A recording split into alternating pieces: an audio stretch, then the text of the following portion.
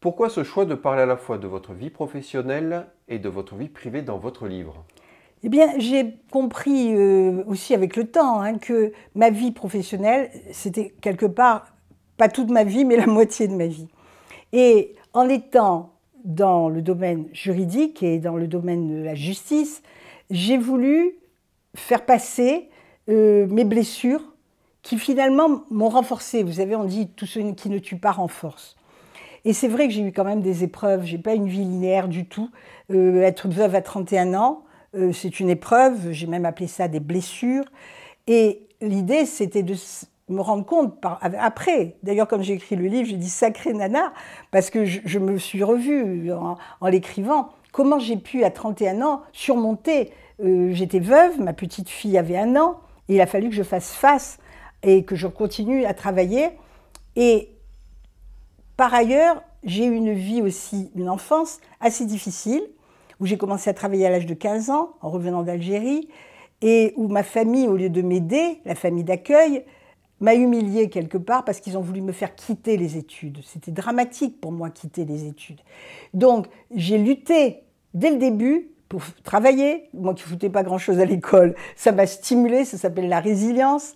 Ensuite, j'ai voulu régler des comptes. Et parallèlement, quand je suis devenue avocate et que j'ai vu des personnes dans mon cabinet qui revenaient complètement désemparées, ça pouvait être des hommes d'affaires, ça pouvait être tout ce qu'on voulait, mais ils avaient la souffrance en eux et ils voulaient gagner leur procès d'une situation qui était injuste.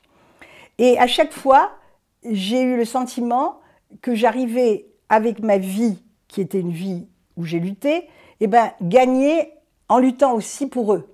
Et l'idée, c'était de me servir de ces arguments que j'avais grâce au Code civil, c'est des armes.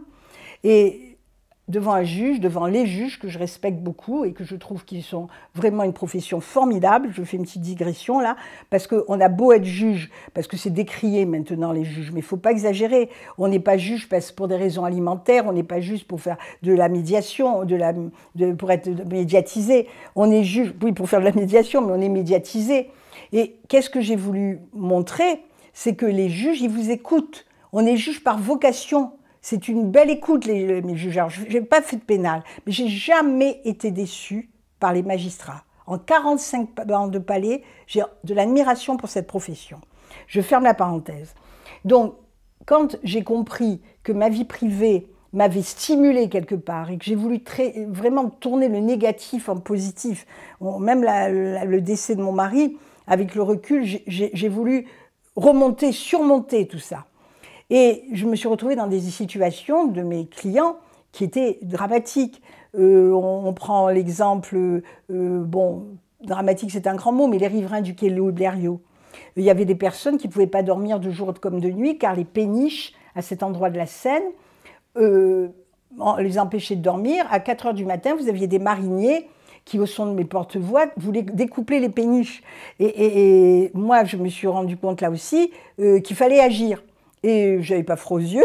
J'ai regroupé du pont Mirabeau au pont Garigliano, ce qui n'est pas rien, toute les quais Louis-Blériot, en demandant, en attaquant le Bonrion-Corvol, les sablières de la Seine, le port autonome de Paris, pour demander qu'on change l'endroit de ce port, car il vivait toute fenêtre fermée, avec ces barges qui transportaient carrément de la poussière de charbon, et ils ne pouvaient pas respirer, donc des problèmes d'odeur, et surtout le bruit. En pleine nuit, ils s'étaient réveillés avec des sons, les mariniers avec le porte-voix. Il fallait faire quelque chose. Et c'est une seule personne qui, dans un fait divers, vous le verrez, que j'ai rencontré. Je dis, mais monsieur, pourquoi vous avez des problèmes? Qu'est-ce qui vous arrive? Et il me répond, maître Bergel, je ne peux pas, madame, il ne savait pas que j'étais avocate, je ne peux pas dormir, voilà ce qui m'arrive. J'aurais pu me contenter, m'arrêter là, j'ai ah, dommage. Mais tout de suite, j'ai pensé, en me disant, trouble de voisinage. C'est pas normal qu'il y ait un excédent aussi important de troubles de voisinage. Et là aussi, j'explique dans mon livre que j'ai obtenu le déplacement du port autonome de Paris. Il faut lire le livre, cet endroit-là avec les ducs d'Albe, et que j'ai gagné. C'est quand même déplacer un port, moi toute seule, comme une grande, j'allais dire. Et pourquoi? Parce que j'ai regroupé tout le monde, et pour leur bon droit. Et qu'est-ce que je plaidais? Je plaidais le droit au sommeil, le droit à l'environnement, le droit à la vie claire et la vie simple, le droit à la qualité de la vie. Maître Bergel, merci. Je vous en prie. On peut retrouver votre livre sur Amazon, sur la Fnac ou dans toutes les librairies. Se battre et gagner, une avocate change la loi, aux éditions Augustin de Livois. Merci.